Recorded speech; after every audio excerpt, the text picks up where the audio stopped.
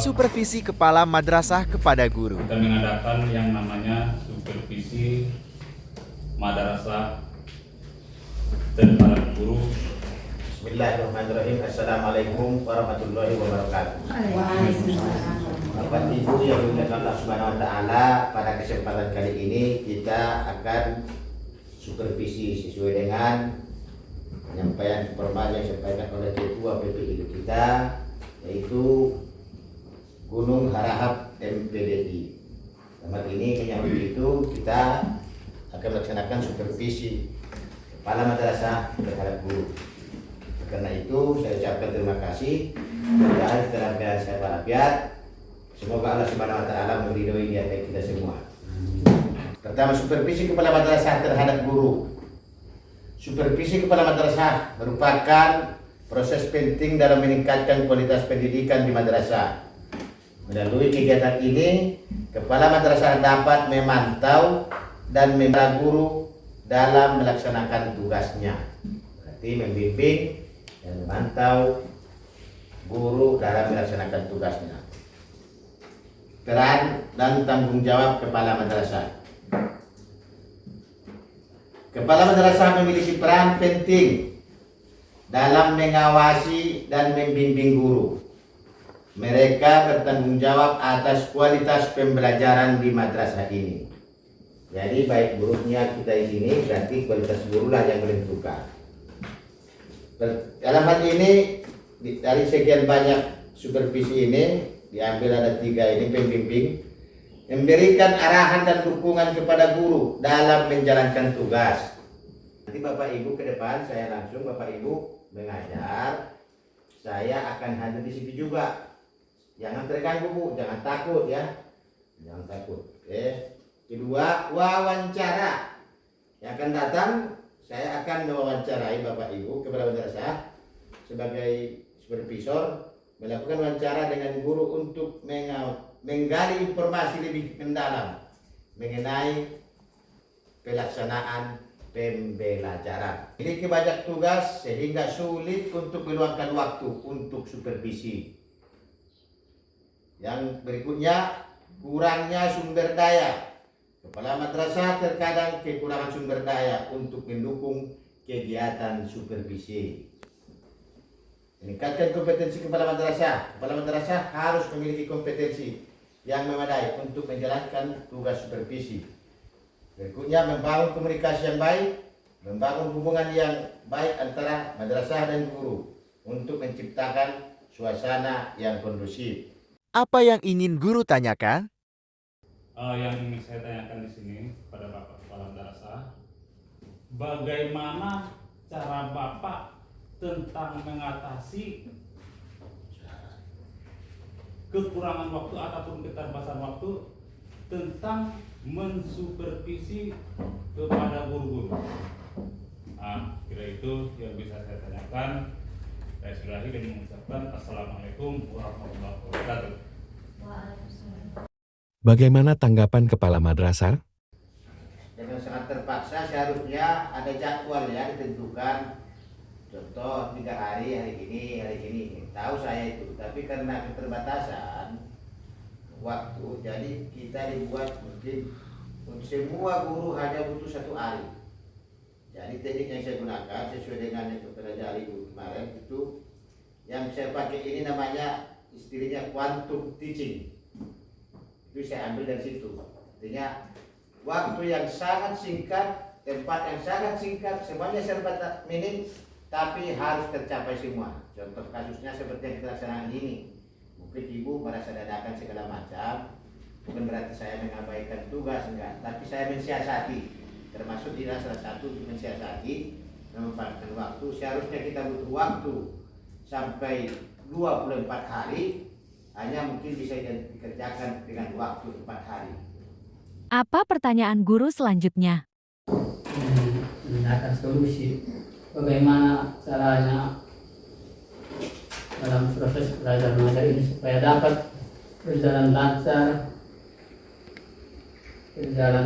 proses pendidikan berjalan baik, metode guru dan pandangan guru supaya sama dalam melaksanakan tugas.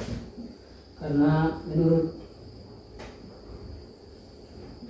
pengamatan saya selama ini kurang kerjasama antara mengatasi kenakalan anak ataupun mengatasi kekurangan pendidikan, kekurangan metode, karena kekurangan alat peraga dan lain sebagainya. Dan beberapa perbedaan pengalaman menurut saya harus dikontrol oleh Bapak, bagaimana cara untuk mengatasi pendidikan ini perkembangan supaya lebih terarah, karena kadang-kadang anak ini semakin hari semakin menjadi-jadi. Inilah yang kira-kira yang saya tanyakan ke Bapak, bagaimana solusinya untuk ke depan mengatasi kenakalan-kenakalan anak ini. Demikian saja. Assalamualaikum warahmatullahi wabarakatuh. Apa jawaban atau solusi Camat? Yang saya harapkan ya, kita tidak ada kemampuannya apa-apa di masa penangkalannya, tidak ada kemampuannya apa-apa dan mempunyai banyak keterbatasan. Contoh tangan kita 2, jawabnya tidak lain kecuali kemampuan berkomunikasi dan kerjasama yang baik. Contoh, kalau ada anak nakal satu orang, jangan satu orang yang menggorahor, semua menggorahor, saya pastikan itu berubah. Jadi kalau nanti ada kejadian ke depan lagi itu udah guru repot menggorahor yang dari dulu, berarti saya anggap bukan guru. Boleh ya, sepakat kayak seperti itu. Kita rame-ramekan saja, kan gitu. Gunanya rame-rame apa? Mungkin ini ada pendapatnya ini segala macam. Kalau ada yang terganggu panas misalnya, bisa ada yang lain apa? Melerai kan? Kita kan banyak pikiran ini. Mulai pikiran dari rumah segala macam yang harus kita sembunyikan, tidak nampak muncul ke sini. Tahunya lain udah masalah di sini kan, pertama mungkin kita kurang tidur segala macam. Tapi kalau kita rame-rame, saya kira itu lebih bagus. Dan kita ke depan caranya adalah bangun komunikasi.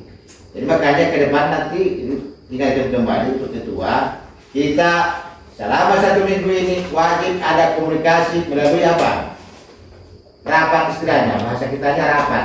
Tapi kalau suara saya sudah merendah, sudah tak ingin bicara dengan kamu lagi, kamu mendekat, sudah benci saya itu, sudah malosok. Bapak ikut kopi bagaimana main molau. Tidak ada bapak yang lupa buah, gimana saya gue? Itu cara saya marah, saya kasih kabar dulu sama ibu. Kan segitu tak kurun lah, ini ya. Situnya uang kan lagi dari situ, nggak dari itu. Kan kasihan. Dan apakah kita berhenti bekerja? Jangan seperti itu. Orang hebat dan itu karena banyak keterbatasan. Bahkan orang banyak gagal karena terlalu enak hidup ini. Makin tak nyaman dibuat, maka orang itu memaksa dirinya untuk berpikir keluar dari segala macam masalah itu. Di hadapan saya, jadi walaupun misalnya metode yang kan istilah metode ini, cara penyampaian kita dalam mengajar. Jadi kan banyak teori-teori, panjang kali lebar caranya. Apa pertanyaan guru berikutnya? Di sini saya bertanya, bagaimana jika Bapak Kepala Madrasah tidak melakukan supervisi dengan baik dan apa dampaknya bagi kami guru dan siswa? Terima kasih. Saya kembalikan kepada Bapak. Apa jawaban Kepala Madrasah? Ya, jawabannya kalau supervisi tidak dijalankan dengan baik, berarti tidak dapat terpantau. Secara otomatis sekalipun dia berjalan, dia tidak akan terarah dan tidak teratur. Artinya tidak sesuai ketentuan yang berlaku. Itu bukan satu peraturan perundang-undangan. Masih banyak seperti itu memang. Karena selalu alasannya kepala madrasah itu terlalu banyak tugas yang itu sebenarnya hanya mencari-cari alasan. Apa pertanyaan guru berikutnya? Materi yang tadi Bapak jelaskan ada 4 tahapan. 1 perencanaan, 2 pelaksanaan, 3 evaluasi, 4 tindak lanjut. Di dalam 4 tahapan ini Pak, dari 1 sampai 4 sepertinya sudah kita laksanakan, cuman yang sering terbengkalai adalah nomor 4, tindak lanjut atau RTL. Jadi saya di sini pribadi Pak, misalkan ada supervisi selama ini, RTL-nya ini tidak lanjut Pak. Kita supervisi, adakan supervisi, Bapak buat RTL, tapi tidak lanjut. Bagaimana caranya Pak supaya yang tahapan keempat, yang nomor 4 ini berlanjut? Dan efeknya kalau saya rasa Pak, nomor 4 ini berjalan dengan lancar, otomatis kita guru-guru di sini pun profesional, terciptalah guru yang profesionalisme. Karena disinilah kelemahan kita di sekolah ini yang nomor 4 ini, tindak lanjut. Jadi saya mau penjelasan Bapak bagaimana caranya supaya yang tahapan keempat ini bisa tercapai. Sekian dari saya. Wassalamualaikum warahmatullahi wabarakatuh. Apa jawaban kepala? Adalah pertanyaan super ya. Mengenai 12 pas dan sangat betul sekali, dan itu sangat diharapkan. Sebenarnya kembali ke apa tadi, tahapan tindak lanjut ini, tindakan yang kita kerjakan ini termasuk juga tahapan tindak lanjut dari sekian supervisi yang lalu. Mungkin supervisi yang kemarin itu saya kasih melalui ex officio. Kenapa ini bisa tindak lanjut nggak nampak? Saya melihat, saya mengira, mohon maaf kalau dugaan saya salah. Kalau saya suruh misalnya Ibu Julianti sebagai mewakili saya, jadi yang kalian kerjakan itu jadi main-main si Juliantinya. Ya jangan si Julianti makan-makan, mau si Julianti pula. Lalu si Julianti pun aja konten 100. Kita sama terulang. Itulah rasa kita. Jadi saya juga menyikapi kearifan lokal. Tapi sebagai sampel tindak lanjutnya yang tidak melaksanakan perintah itu, udah ibu lihat sendiri.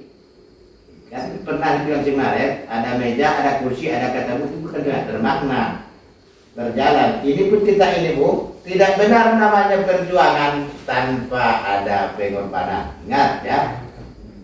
Tadi kunci 1, pikirkan, letakkan, kerjakan, kan? Rencanakan, kerjakan rencana. Itu kan ujung-ujungnya laporan. Kalau nggak ada laporan dari Bapak Ibu sekalian, bagaimana saya menindaklanjutinya? Jadi ini makanya tindak lanjutlah yang kita kerjakan ini. Dan beberapa kali Bapak Ibu melaporkan, sekalipun ibu kan ibu nggak setengah mati di sini yang mengajar itu. Soalnya bukan di Pak Osbo di satu pasang, udah cerita resmi dia paturan dana ini. Cuman dia beda modal kurcu.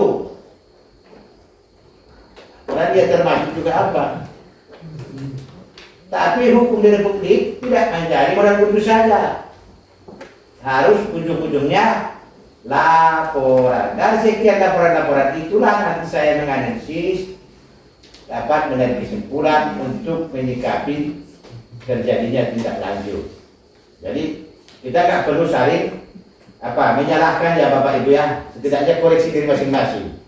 Ada udah berapa laporan Bapak Ibu kerjakan ke saya, kan kita uji nanti dapatlah itu.